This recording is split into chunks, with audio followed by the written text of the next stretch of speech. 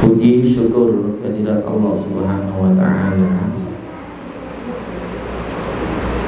yang telah melimpahkan banyak nikmatnya kepada kita, sehingga tak layak kita sebagai seorang hamba kecuali memuji dan bersyukur atas segala nikmat yang telah diberikannya.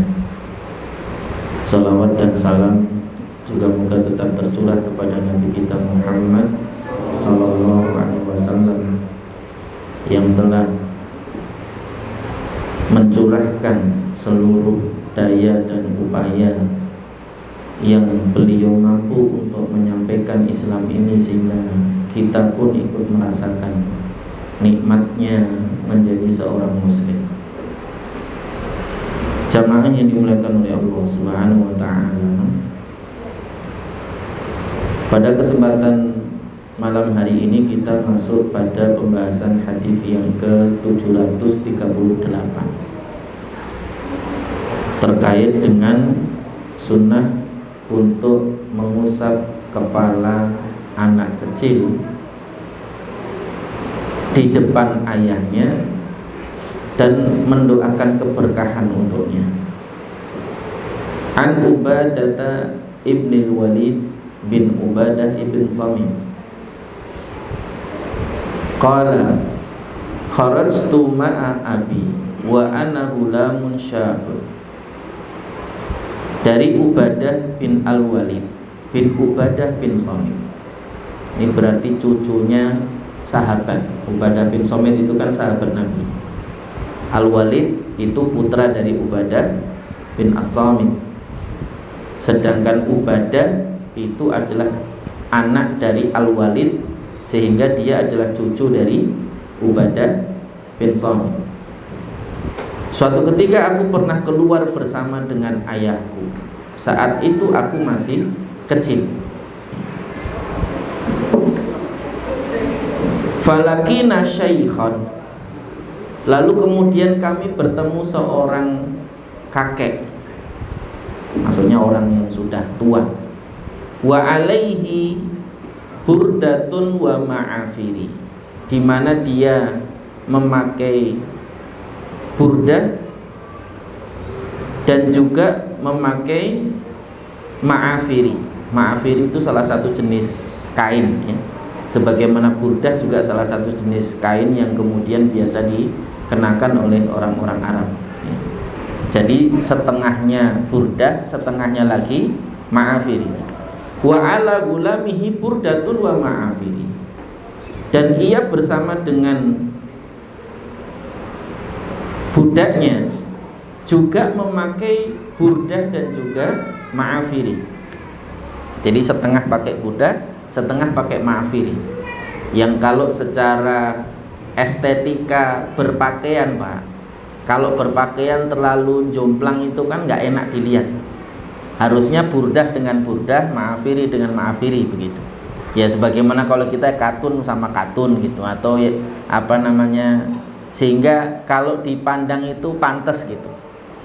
Lah ini ceritanya ketika dipandang itu jomplang, atasnya setengah pakai jenis kain tertentu tadi itu, bawahnya jenis kain yang berbeda, sehingga nggak nyaman untuk dipandang. Nah si anak kecil ini, yaitu Ubadah bin Al-Walid bin Ubadah bin Samit tadi itu,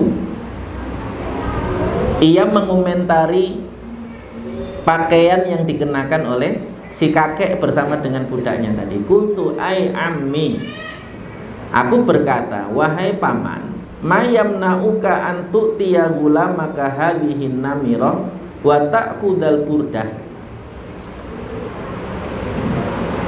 Wahai paman, kenapa engkau tidak mengenakan ma'afiri tadi, memberikan ma'afirimu tadi itu kepada budakmu, sehingga engkau bisa mengambil burdahmu tadi itu untuk engkau, burdah dari budakmu tadi itu untuk engkau kenakan. Fatakuna alaika burdatani wa alaihi namirah, sehingga dia memakai satu setel namirah atau ma'afiri tadi itu, dan engkau juga memakai satu setel burdah.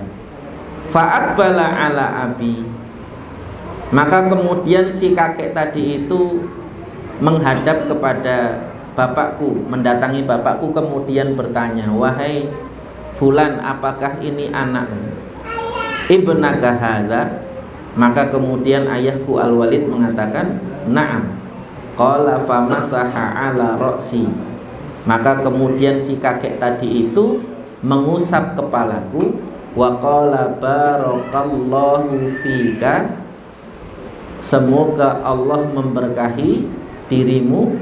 Asyhadu, sungguh aku bersaksi, la sami'tu Rasulullah sallallahu alaihi wasallam yaqul, ya.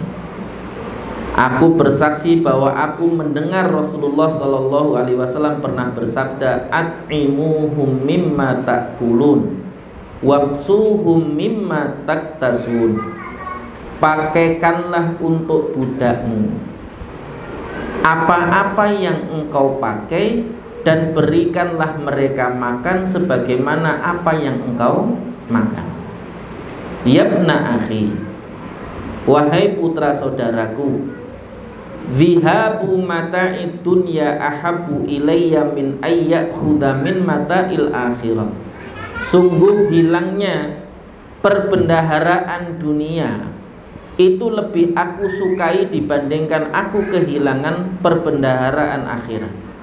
Qultu ay abata, maka kemudian aku pun bertanya kepada ayahku, wahai ayah, man hadzal rajul, siapakah laki-laki tadi? Qala Abul Yasar bin Amru. Itu adalah Abul Yasar bin Amru radhiyallahu anhu, salah satu di antara sahabat Nabi sallallahu alaihi wasallam. Riwayat ini mengajarkan kepada kita banyak hal, ya.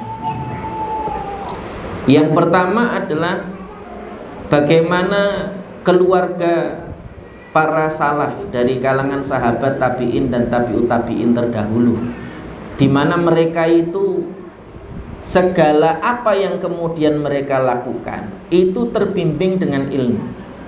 Cara berpakaiannya, cara bertutur katanya, cara bersikapnya, cara menanggapinya, semuanya itu dibimbing dengan ilmu.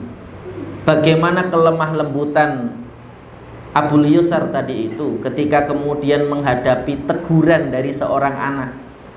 Sedangkan kebanyakan hari ini kalau ada orang tua ditegur anak-anak itu bawaannya emosi. Anak isopo ini. Ya, misalnya dengan berbagai ungkapan-ungkapan yang semisal, ya. Sedangkan apa yang kemudian dicontohkan oleh Abul Yasar, ya, bin Ka'ab tadi itu justru Abu Yasar bin Amr tadi itu justru adalah kelemah lembutan sebagaimana kelemah lembutan Nabi SAW terhadap anak-anak. Walaupun itu bukan anaknya sendiri. Sebagaimana riwayat dari Anas bin Malik radhiyallahu anhu ketika menyebutkan tentang bagaimana sikap Nabi kepada dirinya. Anas bin Malik itu kan dari sejak anak-anak dia tinggal bersama Nabi karena dia diwakafkan oleh ibunya, yaitu siapa? Ummu Sulaim kepada Nabi SAW. Diwakafkan oleh ibunya kepada Nabi untuk membantu urusan Nabi. Itu Anas bin Malik. Beliau mengatakan, dari sejak awal aku berada di rumah Nabi, Nabi tidak pernah melarangku, Nabi tidak pernah menyuruhku. Bahkan Nabi tidak pernah mempertanyakan kepadaku, kenapa kamu nggak begini, kenapa kamu nggak begitu. Kalaupun Nabi mengajak atau mengingatkan, itu mengingatkan dengan cara yang lemah lembut. Dan itu bagian dari yang kemudian dilakukan Nabi SAW selama hidup bersama dengan Anas bin Malik. Sedangkan kita ini baru seminggu sama anak, kadang-kadang udah berapa kali kita marah-marah. Kita ini baru sebulan sama anak-anak, sudah berapa kali kita emosi. Jangankan sebulan, jangankan seminggu, semobil aja cuman beberapa jam mungkin lagi kemana gitu, itu mesti ada marahnya itu sama anak. Apalagi kalau yang anaknya lagi rubes-rubesnya itu, aku umur 3 tahun, 4 tahun, 5 tahun, yang dikit-dikit ya dikit-dikit bah, dikit-dikit minta ini, dikit-dikit minta itu. Wah, itu bawaannya emosi terus itu. Ya. Ya. Nah, ini bagian dari yang juga kita bisa pelajari dari sosok para salaf tadi, yang merupakan bagian dari generasi terbaik umat ini yang layak untuk kemudian kita ikuti dan kita teladani. Yang kedua, pelajaran dari hadis ini juga adalah tentang pentingnya memperhatikan pakaian.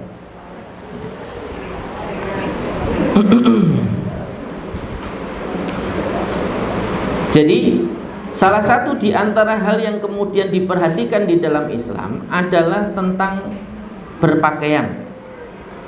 Sampai kita berpakaian dengan menggunakan jenis bahan apapun, itu termasuk bagian dari yang dicontohkan oleh Nabi SAW.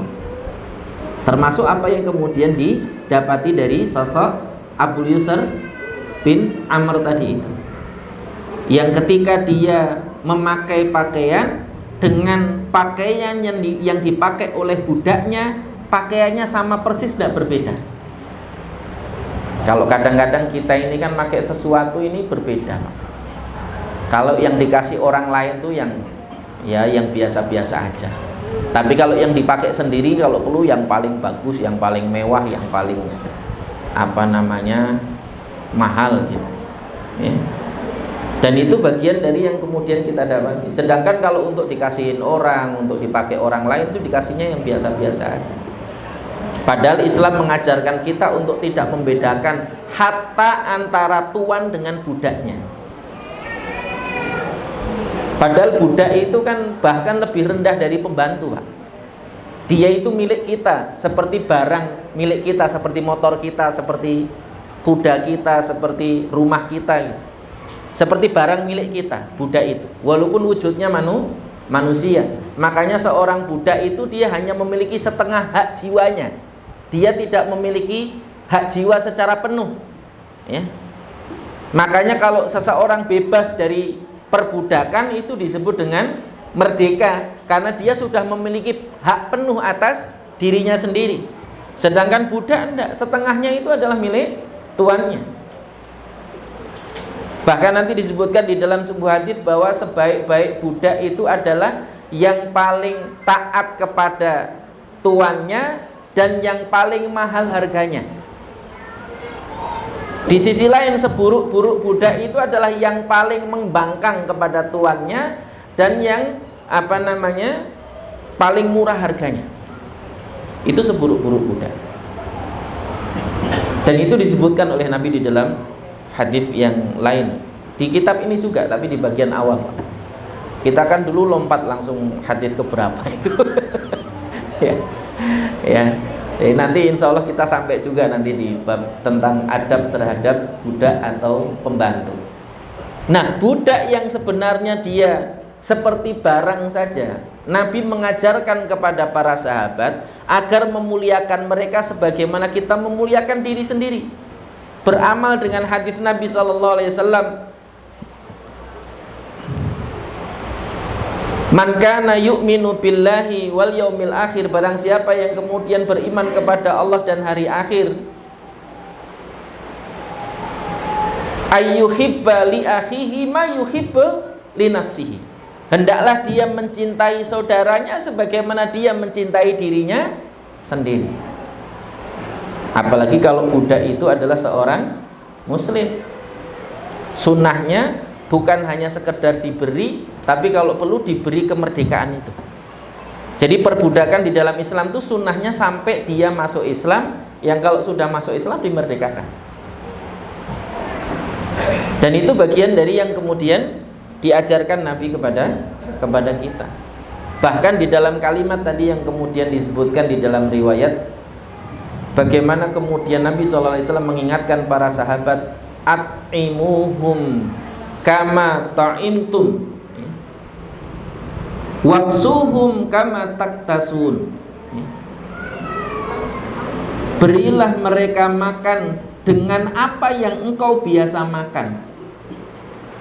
Maka itu juga kenapa kemudian zakat fitrah, Pak, syariatnya itu juga memberikan bahan makanan sebagaimana yang biasa kita makan. Kita biasanya makan beras yang harganya 15.000 per kilonya, ya berarti itu juga yang kita zakatkan. Begitu juga yang harusnya kita berikan. Apa yang kemudian kita makan dengan apa yang dimakan oleh anak istri harusnya sama. Termasuk yang dimakan oleh pembantu, termasuk yang dimakan oleh budak kita. Tidak boleh dibedakan. Kalau membedakan, kita berarti telah berbuat zalim, bahkan menyelisih apa yang disunahkan oleh Nabi SAW, termasuk di dalam berpakaian. Dan sahabat yang mengenakan pakaian seperti ini, Pak, itu bukan hanya Abu Yusr bin Amr tadi, tapi banyak sahabat melakukan itu karena mengamalkan apa yang diperintahkan Nabi kepada mereka. At'imuhum mimma ta'kulun waksuhum mimma taktasun.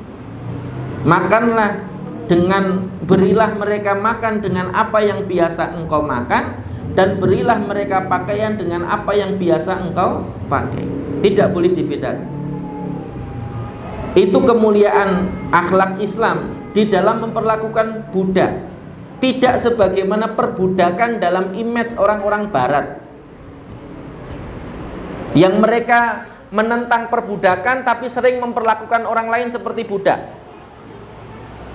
Dan sejarah sudah mencatat itu, Pak. Bagaimana kemudian suku Indian itu dibasmi sedemikian rupa, bahkan dianggap seperti satwa yang mengganggu sehingga harus dimusnahkan, ibarat hama. Bagaimana revolusi Amerika itu terjadi. Dari sekian banyak, sekian juta jiwa penduduk asli Amerika sejak kedatangan orang-orang kulit putih dari Eropa itu, kemudian mereka menghabiskan seluruh penduduknya hingga tidak tersisa di antara mereka kecuali hanya beberapa ratus ribu saja hari ini. Belum lagi orang kulit hitam di sana diperlakukan secara rasis sedemikian rupa sampai tahun yang kemudian menjadi tahun modern, tahun-tahun 19 sekian itu masih diperlakukan seperti itu. Kalau ada orang kulit hitam naik mobil itu dianggapnya pencuri, Pak. Karena nggak mungkin orang kulit hitam punya mobil sebagaimana dulu orang pribumi punya kendaraan, itu nggak mungkin. Sebagaimana dulu kita diperlakukan penjajah Belanda juga begitu. Membedakan dan mengklasifikasi berdasarkan strata tertentu. Oh, ini golongan ningrat, ini golongan melarat. Ini golongan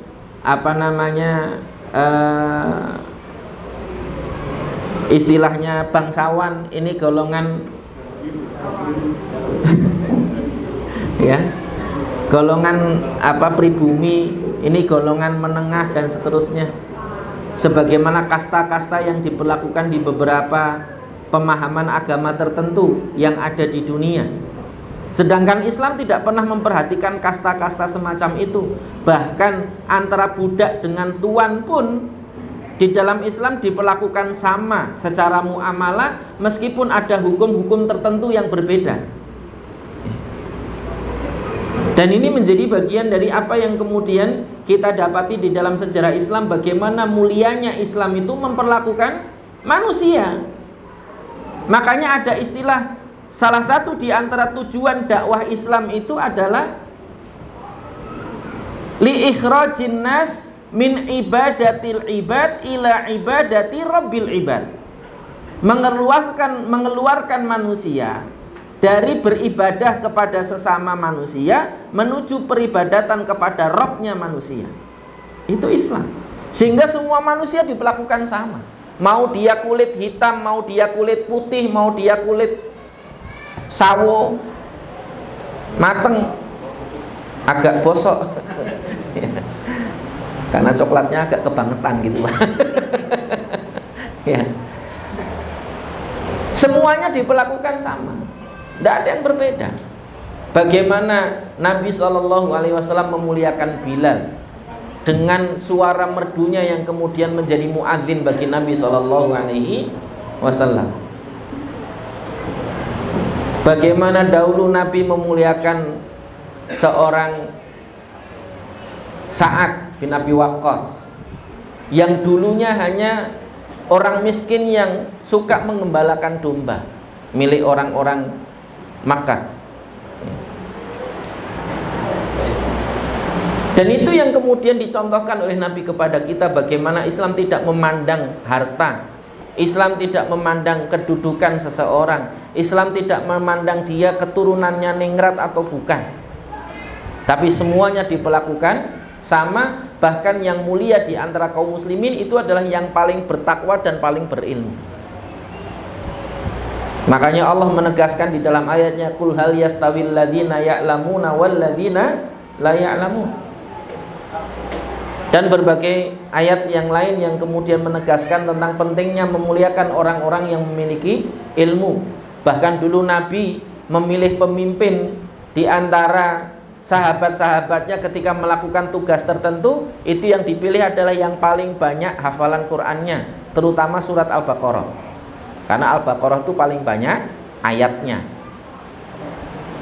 Ini harusnya ketua markas dakwah juga yang hafal Al-Baqarah.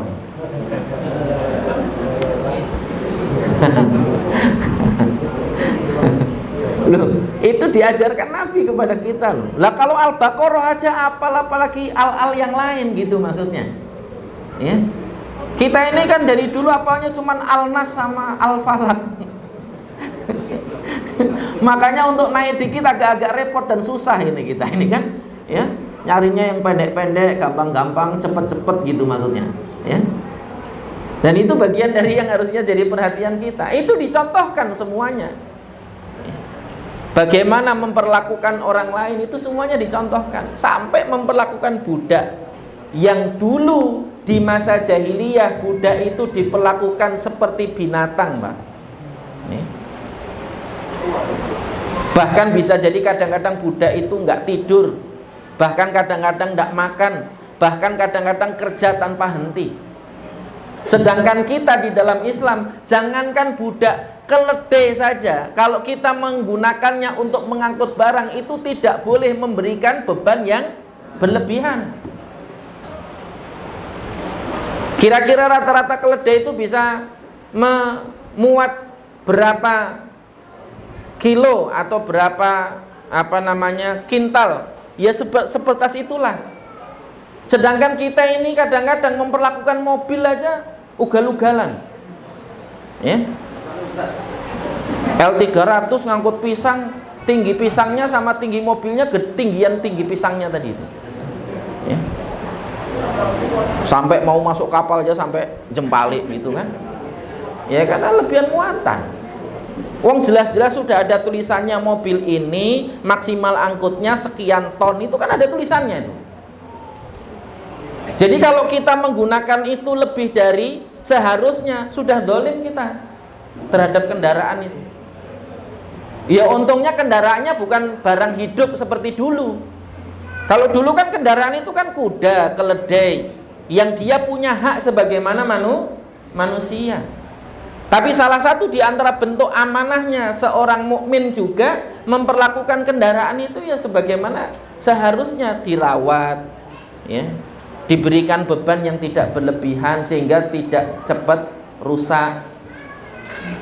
Bukan mentang-mentang karena kendaraan lama gobrokan, maksudnya gobrokan tuh asal brabruk gitu loh, nggak diurus gitu kan, taruh di luar, asal di luar. Padahal kendaraan antum yang obrokan itu jauh lebih istimewa dibandingkan saudara-saudara kita yang jangankan untuk kendaraan, punya sepeda aja udah alhamdulillah.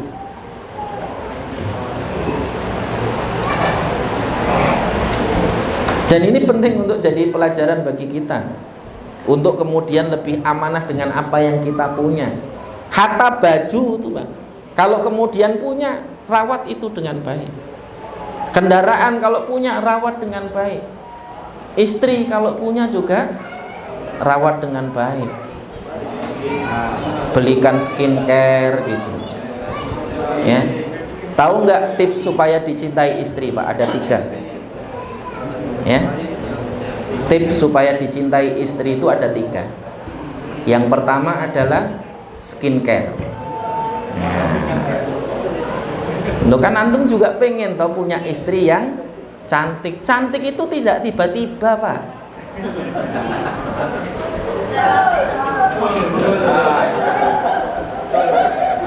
Rame sing mburi yo.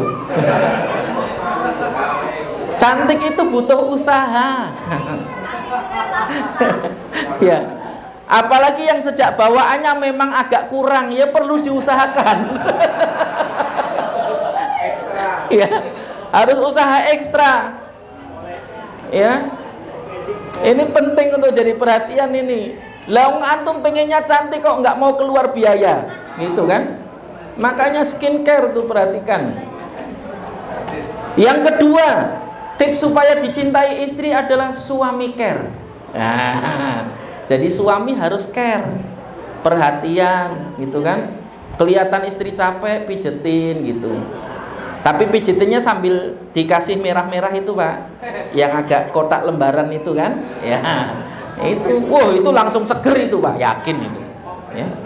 Atau dikompres gitu, sakit kompresnya itu, tapi segepok, jangan selembar. Ya, ndang mari wis to, ya. Ini penting ini. Ya. Dan yang terakhir ini yang paling utama. Apa itu? Rekening care. Jadi rekeningnya diisi, Pak. Jangan punya tabungan tapi dari dulu ya ATM aja, tapi nggak pernah ada isinya. Nggak pernah kepake itu ATM-nya jadinya kan. Jadi ini yang juga diajarkan Islam kepada kita. Loh, kan Islam mengajarkan kepada kita untuk memperhatikan hak istri tadi itu, ya. Wa 'alal mauludi lahu rizquhunna wa kiswatuhunna bil ma'ruf. Ya. Dan bagi orang yang dilahirkan anak untuknya, berarti siapa? Suami. Bagi para laki-laki, perhatikan ini wahai para laki-laki, kewajiban kalianlah memenuhi rizki mereka dan juga kiswah mereka. Apa itu rizquhunna? Di dalam tafsirnya disebutkan itu adalah makanan mereka. Kiswatuhunna, sebagian ulama memaknai itu adalah pakaian yang mereka pakai. Sebagian ulama memaknai lagi termasuk rumah. Karena rumah itu fungsinya juga kiswah, untuk menutup, ya. Menutup apa yang seharusnya tertutup tadi. Dan itu bagian dari yang menjadi kewajiban kita para laki-laki. Dan laki-laki itu qawwamnya itu salah satunya dengan memberi tadi. Maka kalau laki-laki kok pelit itu berarti dia nggak qawwam. Laki-laki yang qawwam itu sing loman, Pak. Lomone pol pokoknya. Minta apa? Nyoh gitu aja. Ya. Minta apa lagi? Nyoh wis toh, apa yang enggak buat kamu. Nah, gitu. Itu baru laki beneran itu. Ya. Nah, ini bagian dari yang juga penting untuk jadi pelajaran ini, ya. Duh, itu diperintahkan Nabi. Nabi kan begitu. Nabi itu tidak pernah menolak permintaan. Ya alhamdulillah istrinya juga nggak banyak minta. Itu alhamdulillahnya. Ya, jadi kalau antum punya istri yang banyak minta ya sabar, Pak. Justru buktikan kalau antum ibarat sebuah pohon yang dia akan tumbuh semakin besar atau semakin surut akhirnya mati. Tergantung antum. Dan salah satu di antara cara memupuk cinta wanita itu adalah dengan pemberian. Nah, catat itu baik-baik ya. Ini penting untuk ini biar yang dibombong yang belakang dulu maksudnya. Yang dibombong yang belakang dulu. Nah, maksudnya biar besok lebih rajin lagi ngajak suaminya lagi kan gitu.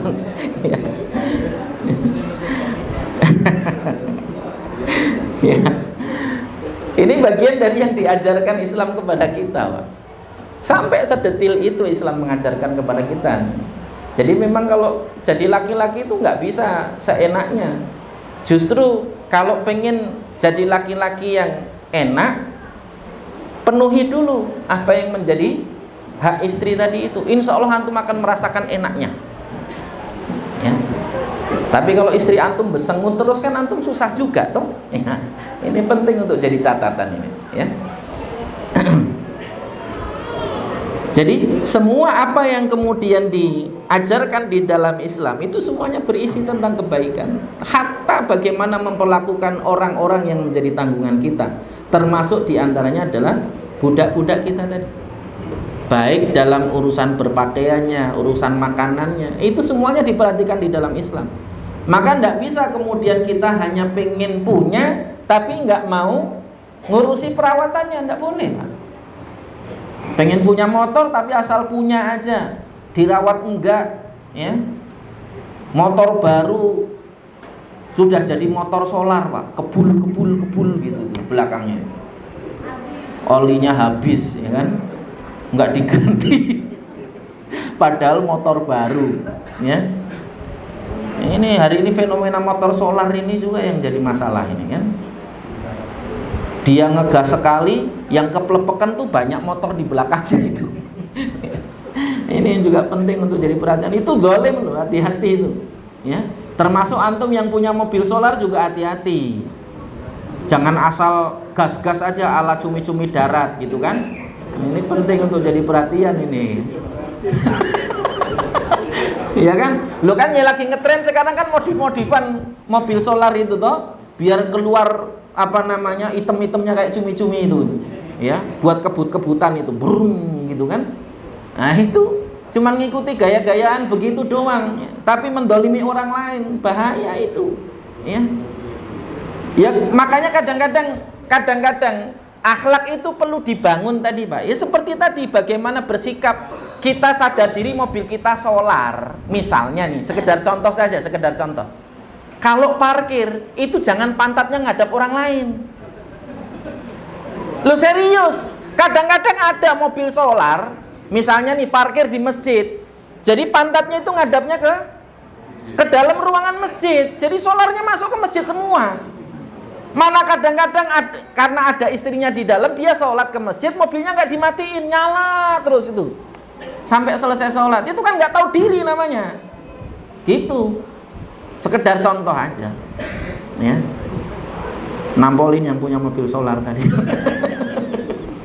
Ini penting untuk jadi perhatian. Bukan tidak boleh punya mobil solar, boleh. Memang mobil dengan bahan bakarnya itu kan punya spek masing-masing dengan kegunaan masing-masing sebenarnya. Kita ini aja orang Indonesia nggak menempatkan sesuatu pada tempatnya.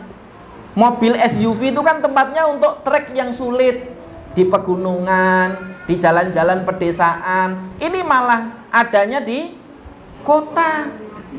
Fortuner kok tinggalnya di Bandar Lampung ya. Itu agak nggak pas aja gitu maksudnya. Ini bukan nyindir yang punya Fortuner, bukan. Ya. Mungkin memang yang punya Fortuner jalannya di sana rusak, makanya dia pakai Fortuner gitu, nggak masalah. Maksudnya jalan di kampungnya dipakainya kalau pas pulang kampung, ya boleh aja, nggak ada masalah. Gitu. Tapi sekali lagi gunakan sesuai fungsinya tadi. Yang kadang-kadang lucunya kan ini yang punya trail malah orang-orang kota, yang di desa punyanya Astrea, bannya dikasih rantai pula gitu kan. Ya. Ini kan kadang-kadang nggak pada tempatnya gitu. Ini penting untuk jadi pelajaran. Makanya kalau antum punya trail, daripada cuma nganggur di rumah, makanya kalau hobi doang udah titipin aja sama saudara yang di desa biar dipakai di sana, pakai ngarit, pakai apa. Nanti kalau antum butuh tinggal off road di sana aja gitu maksudnya. Nggak usah dibawa-bawa ke kota. Yang kadang-kadang cuma jadi pajangan doang dan gaya-gayaan doang, fungsi enggak. Lo nyata kalau di kota itu antara Beat sama KLX tadi podo wae. Malah cepetan Beatnya satset gitu. Iya kan? Yang KLX mau belok aja setangnya kelebaran gitu kan. Ya, susah, ya kan? Ini juga penting untuk jadi pelajaran ini. Maka gunakan sesuai dengan fungsinya. Dan kalau kita memang nggak terlalu butuh itu, nggak usah punya Pak. Daripada hisapnya berat nanti di akhirat. Ini penting untuk jadi pelajaran. Boleh Pak punya Fortuner, nggak harus dijual. Boleh, nggak harus dijual, nggak. Ya. Oh, yang punya homestay aja nggak dijual.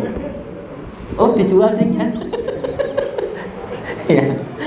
Ini juga harusnya menjadi pelajaran bagi kita bahwa kadang-kadang memiliki itu belum tentu menikmati. Ya. Apalagi tetangganya yang memiliki belum tentu ikut menikmati. Tetangganya yang punya Fortuner kadang cuma dapat solarnya aja Pak, gitu kan?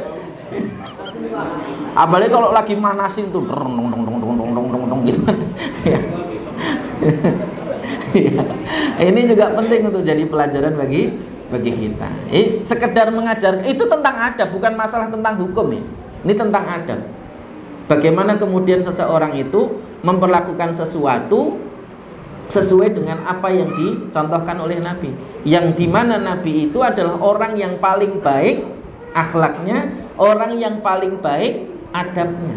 Sampai dalam urusan berpakaian. Sebagaimana tadi, kalau secara kacamata umum kan mau pakai burdah, mau pakai ma'afiri tadi kan sah-sah saja.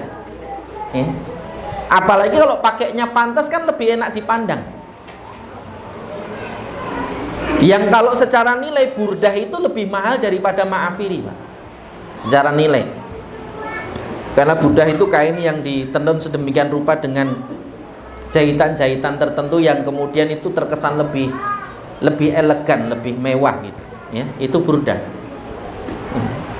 Yang biasanya hanya orang-orang kaya yang memakai burdah tadi. Sedangkan orang-orang yang biasa ya pakainya ma'afiri tadi. Sebagaimana kita pakainya ya yang biasa-biasa aja, bukan yang kemudian terlihat mewah tadi. Yang kalau seandainya tadi budaknya dipakaikan ma'afiri, dia memakai burdah atas dan bawahnya, itu secara hukum juga tidak salah. Sah secara hukum, nggak ada masalah. Budaknya juga tetap dikasih pakaian, dianya juga memakai pakaian, tidak ada masalah sebenarnya secara hukum. Tapi tadi adab yang diajarkan Nabi adalah at'imuhum mimma ta'kulun waqsuhum mimma talbasun. Dalam redaksi yang lain disebutkan demikian. Makanlah, berilah mereka makan sebagaimana apa yang engkau makan, dan berilah mereka pakaian sebagaimana apa yang engkau pakai. Ini tentang adab sekali. Makanya Imam Bukhari memasukkan hadis ini di dalam kitab beliau Al-Adab Al-Mufrad sebagai pelajaran adab bagi kita, pentingnya untuk memperhatikan hal itu. Maka kalau jenengan lebaran punya pembantu, punya karyawan, jenengan beli baju yang harganya 500.000 per piece-nya, berarti jenengan kalau ngasih karyawan jenengan, ngasih pembantu jenengan, ngasih tukang jenengan harusnya sama Pak, tidak beda. Tentang adab gitu. Kalau ngasih beda boleh nggak? Ya boleh, secara hukum kan nggak ada masalah. Ya. Tapi ini tentang adab tadi, sampai seperti itu. Ya. Hadis ini juga mengajarkan kepada kita bagaimana kemudian seseorang itu lebih memperhatikan urusan akhiratnya daripada urusan dunianya. Sebagaimana para sahabat Nabi yang mulia, bagaimana mereka betul-betul perhatian dengan setiap apa yang diajarkan Nabi, setiap apa yang disampaikan Nabi, setiap apa yang dicontohkan Nabi, mereka melakukan itu sebaik mungkin di dalam kehidupan mereka sehari-hari. Tidak pernah keluar dari itu.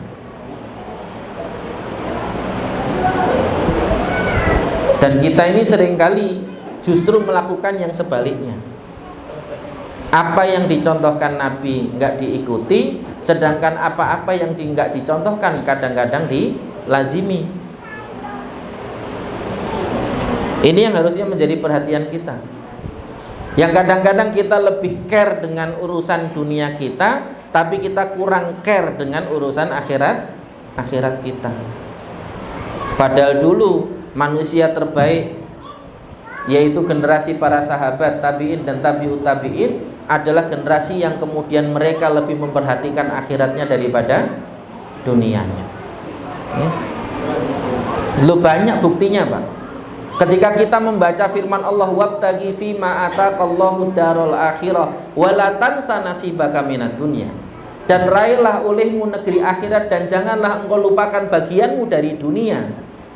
Justru yang seringkali kita perhatikan dunianya, untuk akhiratnya nggak terlalu perhatian. Padahal Allah perintahkan kita untuk mengusahakan akhirat lebih dulu, dunianya diikutkan. Bukan sebaliknya, dunianya lebih dulu, akhiratnya diikutkan, bukan. Walaupun sejatinya kita mengejar akhirat, dunia akan ikut. Kita mengejar dunia, kalau kita memperhatikan akhiratnya juga, itu juga akhiratnya ikut. Tapi porsinya jadi berbeda. Yang diperintahkan Allah kepada kita adalah wabtaghi fima ataqallahu darul akhirah. Ya sekarang sederhana saja. Kalau kita ini jajan, habis berapa duit, Pak? Mampir pecel lele misalnya, atau mampir nasi uduk misalnya, atau mampir apalah misalnya, ya. Habis berapa kira-kira? Nah, kalau kita infak kira-kira segitu juga atau enggak? Ya. Atau bahkan lebih banyak infaknya daripada jajannya tadi. Nah, itu. Ini sekedar contoh saja. Padahal perintahnya adalah wabtaghi fima ataqallahu daral akhirah wala tansa nasibaka minad dunya. Kita memang tidak pernah melupakan dunia kita, tapi yang jadi masalah kita jarang ingat dengan akhirat kita, itu masalahnya. Ya. Jajan bisa 20.000 sekali makan, tapi infak 2.000. Ini kan penting untuk jadi renungan bagi kita. Sedangkan dulu para sahabat justru merelakan dunianya. Nggak apa-apa di dunia terlihat nggak pas, nggak pantas karena pakaiannya agak, kalau boleh dibilang bahasa kita istilahnya selen. Selen itu nggak match gitu antara atas dengan bawah. Nggak ada masalah. Mending kehilangan dunia daripada harus kehilangan akhirat. Karena mengamalkan sabda Nabi tadi itu. Bagaimana memperlakukan budak kita sebagaimana kita memperlakukan diri sendiri. Bagaimana memperlakukan saudara kita sesama muslim sebagaimana kita memperlakukan diri sendiri. Dan itu yang diajarkan Islam kepada kita. Mengutamakan akhirat meskipun bukan berarti dengan meninggalkan dunia. Dan ini menjadi perhatian harusnya, ya. Hadis ini juga mengajarkan tentang bagaimana dahulu para sahabat itu memuliakan hadis Nabi SAW dan berusaha semaksimal mungkin untuk beramal dengan hadis Nabi tadi. Pokoknya kalau sudah terdengar qala Rasulullah SAW itu langsung sami'na wa ata'na. Enggak pernah melenceng dari itu.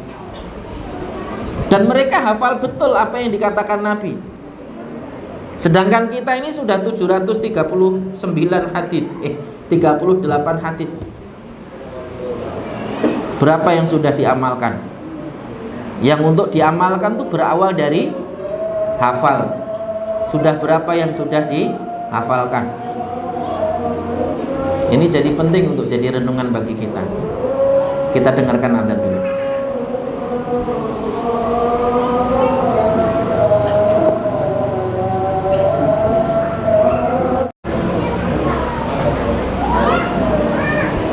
Kita lanjutkan sedikit. Dan yang keempat, faidahnya adalah sunnah untuk mengusap kepala anak kecil dan menunjukkan kelemah lembutan kepada mereka serta mendoakan kebaikan untuk mereka. Dan itu yang dilakukan oleh para sahabat ketika melihat anak-anak. Terutama kalau kemudian kita laki, anaknya juga laki-laki. Dan salah satu di antara yang dianjurkan di hadapan ayahnya kalau perlu, ya. Itu salah satu di antara hal yang kemudian disebutkan di dalam riwayat ini, sekaligus mengajarkan kepada kita bagaimana bersikap terhadap anak-anak. Menunjukkan wajah yang berseri-seri, ya kan? Tidak menunjukkan wajah killer, serem, ya kan? Apalagi kadang-kadang kalau sudah namanya orang tua, itu kesannya di anak-anak itu serem, apalagi anak-anak zaman dulu. Anak-anak zaman dulu itu kalau udah dengar istilah bapak, itu yang terbayang adalah serem, kaku, galak, ya, keras gitu kan, dengan berbagai sikap yang membuat kita agak apa istilahnya gentar gitu, ya. Enggak bapak yang di rumah, enggak bapak yang di luar rumah. Maksudnya kalau takmir masjid gitu kan, kesannya dulu kayak gitu. Padahal justru yang dikesankan Nabi kepada anak-anak sahabat dulu justru jauh dari kesan yang seperti itu. Yang dikesakan para sahabat terhadap anak-anaknya tabi'in juga demikian. Dan ini bagian dari yang harusnya menjadi apa yang kita lakukan juga, mencontoh generasi terbaik umat ini tadi. Bagaimana banyak mendoakan anak-anak. Saya masih ingat betul Pak, dan salah satu di antara yang paling berkesan itu adalah doa orang tua tadi. Maksudnya orang yang lebih tua dari kita. Apalagi kalau kemudian dia mendoakan kita sambil mengusap kepala kita. Masya Allah, itu berkesan betul, ya. Seakan-akan penuh keberkahan betul itu, momen itu gitu. Dan ini menjadi salah satu di antara bagaimana cara meninggalkan kesan yang indah pada anak-anak, terutama para ayah tadi, ya. Yang kadang-kadang kesannya serem, galak dan seterusnya tadi itu, ya. Dan ini penting untuk kita lakukan. Jadi jangan lupa kalau ketemu anak-anak, salah satu di antara yang kemudian dianjurkan adalah diusap kepalanya kemudian doakan, ya. Apalagi kalau kita laki-laki, anaknya juga laki-laki. Kalau perempuan bagaimana? Secara hukum asalnya tidak ada larangan selama masih belum balik. Tapi kalau sudah mulai balik, ya kitanya yang harus menjaga diri, ya. Ini juga penting untuk jadi perhatian, ya. Kayak misalnya lihat Aisyah itu misalnya. Kalau sudah segede Aisyah juga kita mau ngelus kepalanya juga tinggian dia daripada kita. Ya. Tapi itu masih anak-anak Pak. Beda kalau yang satunya lagi tadi yang sel itu udah agak gede, walaupun badannya kecil gitu, ya. Yang dilihat adalah usia. Dan ini bagian dari yang kemudian dianjurkan, ya. Ini beberapa faedah yang dapat kita pelajari dari hadis ini, mudah-mudahan menjadi hal yang mampu untuk kita laksanakan dalam kehidupan kita sehari-hari. Dan kita berdoa kepada Allah supaya kemudian kita diberikan kelembutan hati, diberikan kemampuan untuk kemudian bisa melaksanakan apa yang disunahkan oleh Nabi kita Muhammad Sallallahu Alaihi Wasallam. Mohon maaf atas salah kata, salah ucap, salah tingkah. Wabillahi taufiq wal hidayah. Wassalamualaikum warahmatullahi wabarakatuh.